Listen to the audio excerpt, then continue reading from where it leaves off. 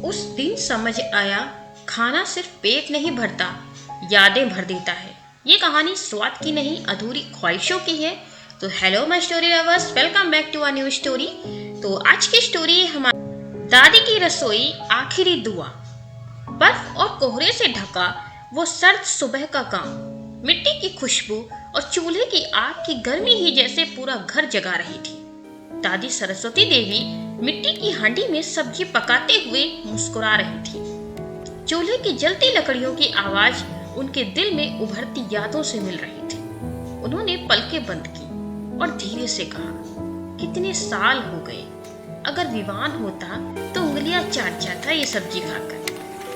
इतने में बाहर लकड़ी के फर्श पर कदमों की धमक हुई। दादी ने मुड़कर देखा, अरे विवान! विवान सूटकेस के साथ दरवाजे पर खड़ा था, आंखों में नमी और चेहरे पर मुस्कान। दादी में आ गया। दादी की आंखों से आंसू बह निकले। उन्होंने उसे गले से लगा लिया। अरे पगले, क्यों इतनी देर लगा दी? विहान कुछ नहीं कह पाया, बस चुपचाप दादी के कंधे पर सिर रख दिया। तभी अचानक पीछे से शोर। पड़ोस का शरारती बच्चा छोटू दौड़ता हुआ आया। अरे देखो देखो, शहर वाला हीरो वापस आ गया। कैमरा कहाँ है, इंटरव्यू लूं क्या? सब हंस पड़े।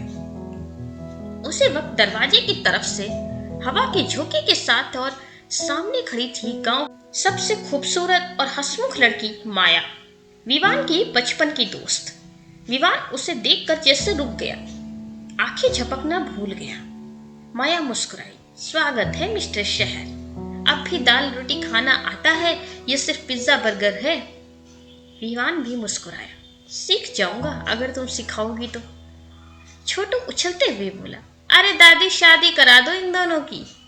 माया शर्मा गई, उसके चेहरे पर मुस्कान फैल गई। दादी ने दोनों को रसोई के काम में लगा दिया। माया ने सब्जी में हरी मिर्च डाल दी और विवान आग की तरह खांसने लगा। माया हंसते हुए, ओहो, रोमांस में मिर्ची जरा ज्यादा हो गई क्या? पूरा घर हंसी से गूंज उठा और इस तरह तीनों मिलकर अच्छे से खाना बनाते, खाते और एंजॉय कर रहे थे। रात को बिस्तर पर दादी लेटी थी और जोर से खांसने लगी। विवान घबराकर उनके पास गया और उनका हाथ पकड़ लिया। दादी, आप ठीक हैं?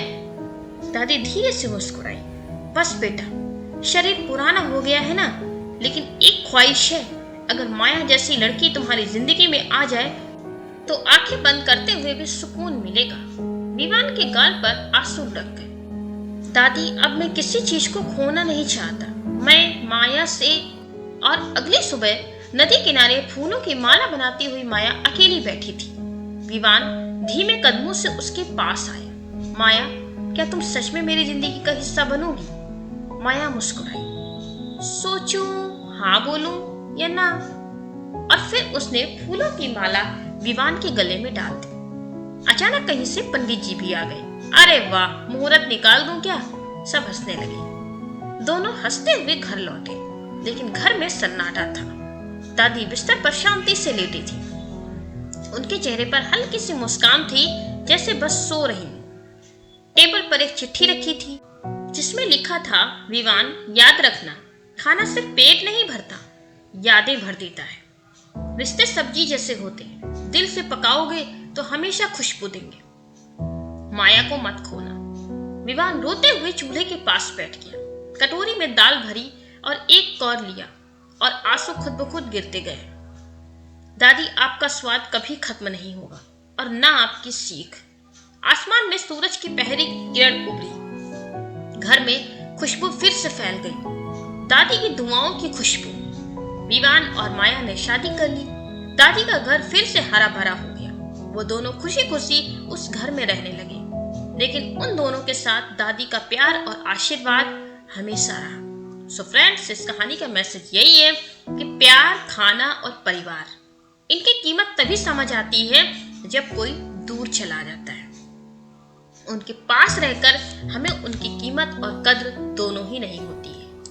तो आपको ये कहानी कैसी लगी, प्लीज कमेंट करके जरूर बताएं। ऐसे ही मजेदार और इंटरेस्टिंग स्टोरीज हम इस चैनल पर लाते रहते हैं, इसलिए चैनल को सब्सक्राइब करें, वीडियो को लाइक करें। फिर मिलेंगे ऐसे ही किसी नई स्टोरी के साथ। Thank you.